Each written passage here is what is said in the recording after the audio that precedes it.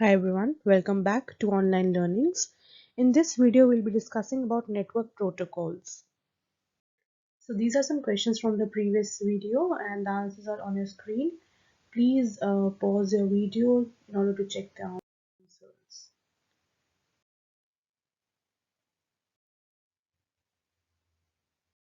So now coming to the elements of communication. There are three elements, message source, message destination and channel. What do we mean by message source? Since I'm talking to you and you're listening, my message is being transferred to you. So, I, being the talking person, I'm the source because the message is generated from within me. So, I'm the source, I'm the sender of the message, and the message is being reached to you. You are the destination, you are the receiver of the message, and in between there is air, there are molecules which makes sure that the message is sent through compressions and the technical science terms. So the medium is air. In a similar way, in network there is one source, a device, then there is a destination device and a channel. The channel can be either wired through wires or wireless. In networks, it is not easy to send a message. There are some protocols. Protocol means rules. There are some defined rules which ensure the transmission of a message. So when I talk about protocols, some of the protocols are message encoding, message formatting encapsulation, message size, message timings, and message delivery options. So there are so much rules on a message. That means message should be of this much size and message should be sent in this much time. So we'll be discussing about these protocols in detail. So in this slide, what is being said is that there are some protocols which a message should follow in order to send it from source to the destination. First is message encoding. So what happens is, since I'm speaking, so there is some form of energy, right? But as it travels through the medium air, it changes into a different form. In similar way, when a message is sent from a computer, from an end device, it is it is always, yeah, you can read the message, right? You know it's written in English. But when it is sent through wires, wires don't understand English. Wires only understand uh, electricity, right? So that's why encoding comes place. Here it is a process of converting information into another acceptable form of transmission. So if the message has to be sent through wires, the acceptable form is electricity, right? But since the message needs to be but if the message is in the computer and then the source is computer, it would be written in English. So that's why we need to convert that form of message in for transmitting. And when the message is received, so that we can't understand electricity language, right? We can't understand it. We can't understand uh, what is voltage up and down. We need to know that message in its pure form, which was in English. So that's why when the message is received on the other end by the destination, the message is decoded so that we can know what the message said is saying. So we read the first rule, message encoding.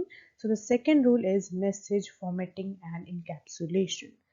When a message is sent from source to destination, it must be of specific format or structure.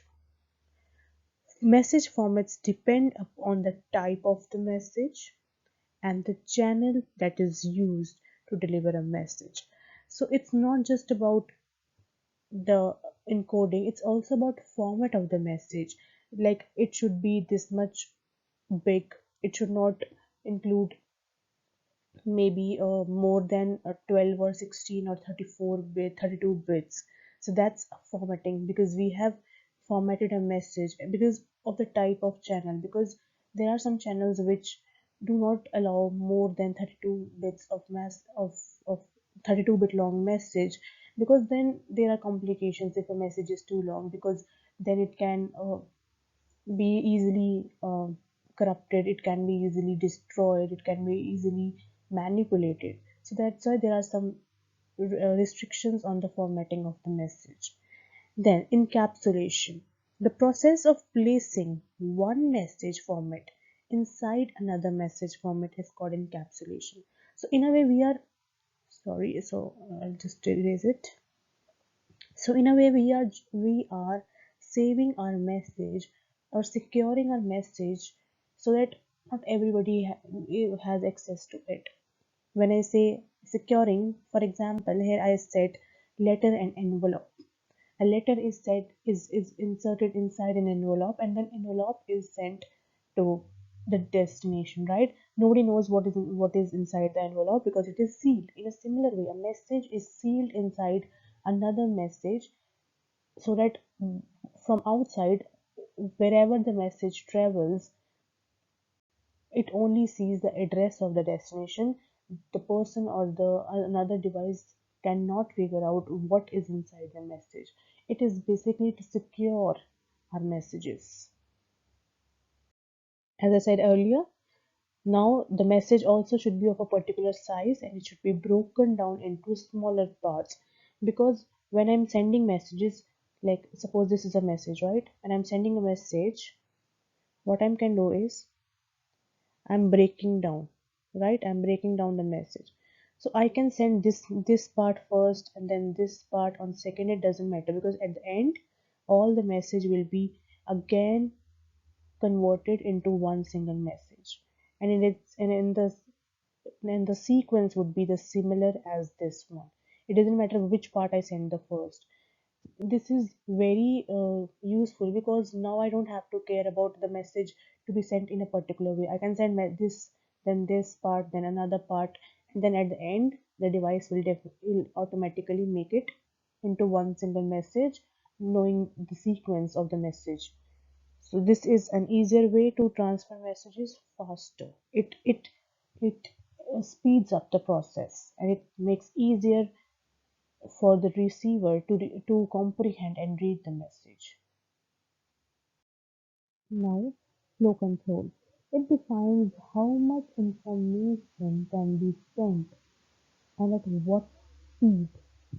So, from the name itself, it is very clear that the flow control means how much information can be sent in one go and at what speed it can be delivered. So we need to make sure that the speed is fast, and for that speed, or in order to speeden up the process, there is a limitation on the information which can be sent. That's why there is a flow control parameter.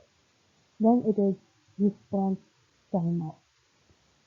So, a host and the network use network protocols that specify how long to wait for responses. So when I'm sending a message, suppose the other end device knows that a message will be sent, because beforehand there is a communication made between two devices which agree to listen and to share a message. And when the message is shared, the other person who is ready to listen the message waits for that message. And in between, there might be a case when the message can get lost in another network. But the other person, the second person who is ready to listen the message, would wonder where the message is. So there is a time limitation for which the other person can wait in order to listen the message. If that limitation exceeds, the other person will automatically figure out that the message has been lost. So that is response time. To wait for a message for some time, and if in that particular time the message is not delivered to the destination, then the uh, destination device would say, now I'm not going to wait for you, because yeah, we can't wait, right? There must be another messages which needs to be traveled and listened at the same time. So that's why this parameter is very important. The third parameter is access method.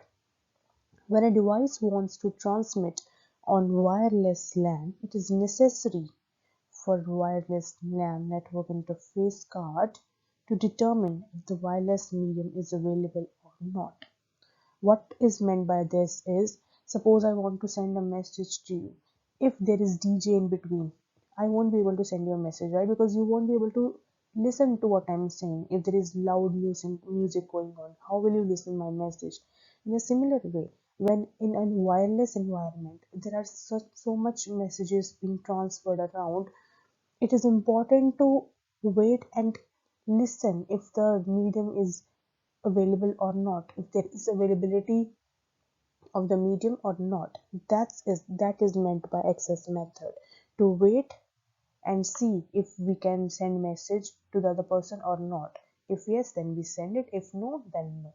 So this is all like in theoretically, we might be like, I'm just explaining you, but in detail as we go along the whole course, you will understand how this all works in a network situation. Right now I'm just giving examples of person talking, but when we go in details, there will be collisions, there will be acknowledgement between two devices, which is later part, so you don't need to worry about that. So the next is message delivery options. So there are three types of options in order to deliver a message: unicast, multicast, and broadcast. Talking about unicast, the information is sent to one person. For example, I'm talking to phone, right? And I'm just talking to another person. So it is a unicast message delivery. But if I am putting a conference call, that means more than one people are listening to what I'm saying and what they are saying. So there is a communication between a group of people, but not everybody can listen, right? So that is multicast. But this YouTube and television, so YouTube is the best example of broadcast, because here everyone is getting the same information depending upon what area you are in, right? So much larger audience can have access to YouTube. There is no, that's why, because one person who puts video on YouTube, that video is broadcasted, it is sent to everyone. Whereas in multicast, what happens is, for example, this area of the country will have this television channels, but that area will have that other another television channels, if, right? So this happens because of language barriers. This country can't have access to another television channels, right? So that is a multicast. We are limiting the information to a group of people, but in broadcast we are giving in the information to everyone.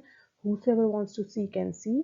There is no restriction on who can see what, right? So now these are some questions which I want you all guys to have a look and solve. We'll be discussing them in the next video. You can all pause and have a look on all these questions. So now coming to protocols to enable communication across networks. So if there are different networks, right, we need to make sure that we can talk.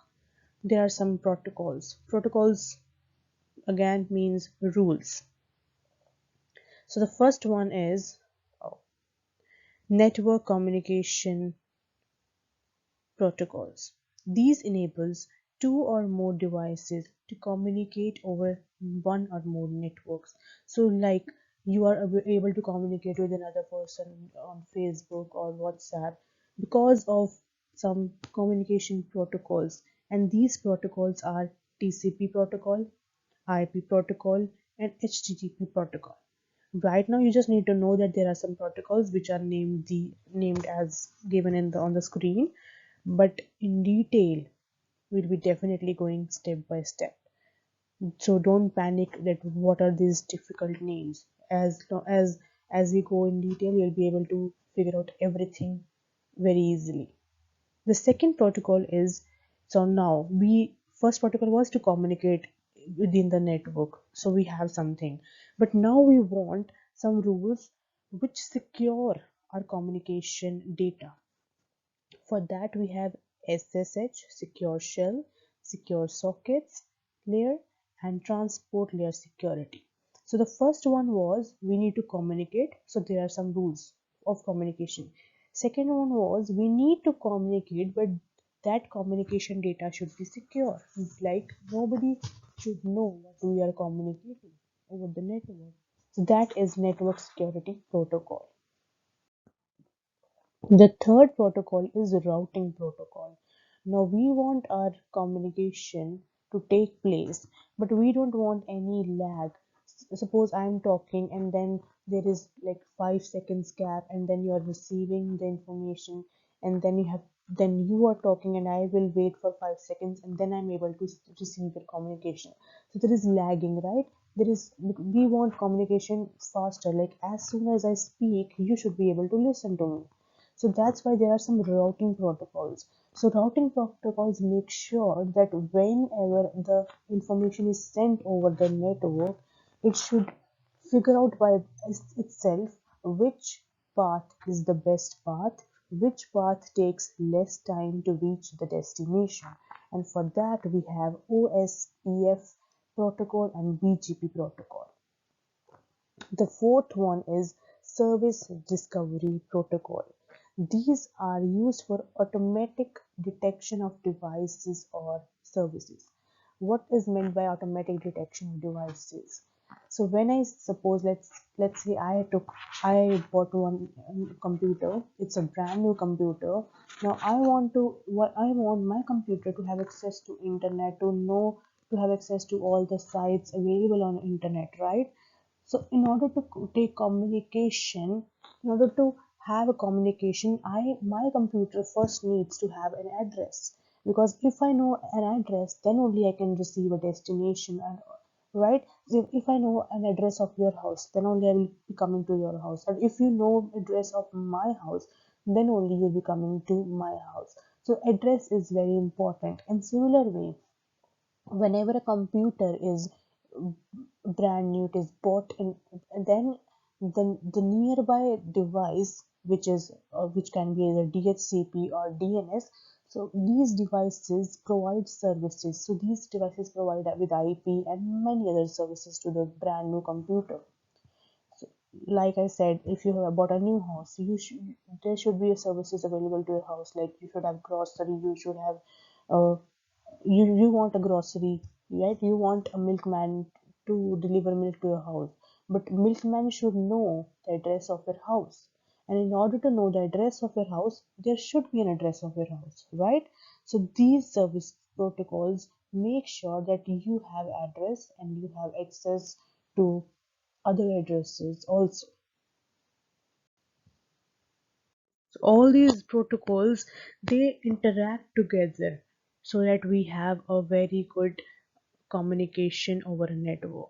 So if I say I want to communicate with you, I also want my communication to be secure at the same time, and I also want to know your address at the same time. So all these protocols interact with each other and form a network of communication. So the first one is HTTP. It governs the way web server and web client interact. So web server and web client. So you all must know that over Google, when we communicate, there should be a server which stores all the information, and there should be client, that means the user. So how they communicate with each other, there are some rules which you don't need to know about now, but there are some rules which, for example, if I'm talking to you, what is the first rule of talking? You should be able to know what language I'm speaking in. If you don't know my language, I don't know your language, how are we able to talk? In a similar way, HTTP has some rules, like both should know their languages in which they are talking, and likewise there are some rules which makes sure that the communication takes place. The second one is TCP, Transmission Control Protocol. It manages individual conversation and is responsible for guaranteeing reliable delivery of information. So, two people having an individual conversation, it is governed by TCP. But what is meant by guaranteeing guaranteeing the reliable delivery? So in TCP, what happens is, suppose I want to talk to you. First, I'll call you and I'll say, "Are you available?" Then you will reply, "Yes, I am." So then I'll be sending you a message. Okay, then fine. We'll have a discussion about this and that, and then you receive that message, right? And then you say, "Yeah, I received this message. Okay, let's do this. Like let's do that." So there is guarantee in this process that yes, my message is being delivered to you, and you have received the message, and I have also received the message, that you know what I sent you. So that is a TCP protocol. Then is internet protocol, or IP, responsible for delivering messages from sender to receiver, and used by routers to forward messages across multiple networks. So in internet protocol, what happens is, when we are talking, it's similar way. When we are talking, it's TCP, right? If there is a guarantee. If there is no guarantee, then it's IP. Because I am sending you a message, I don't care if you get my message or not, but I am sending you a message. That is internet protocol. What happens is, in an internet protocol, I'm sending you a message, and I'm also using routers, so that I can send to different networks, to all over the places. So that is the rule of internet protocol, which it ensures that the message is sent across all networks by the use of router. It may not say that, okay, yeah, I've sent you a message and it is guaranteed delivered to you. No, that is the job of TCP protocol. TCP protocol makes sure that the message which is sent is received, but IP protocol does not bother about that. It only bothers about sending messages across all networks. And then we have Ethernet. It's responsible for delivery of messages from one NIC to another on same LAN. So when two devices are connected with over a same LAN, it makes sure that the message of one device should be sent to another device. Simple as that. So here are some more questions which I would like you all to try. You can all pause and solve these questions. Thank you. And please like and subscribe if you have watched this video, and if you have liked this video.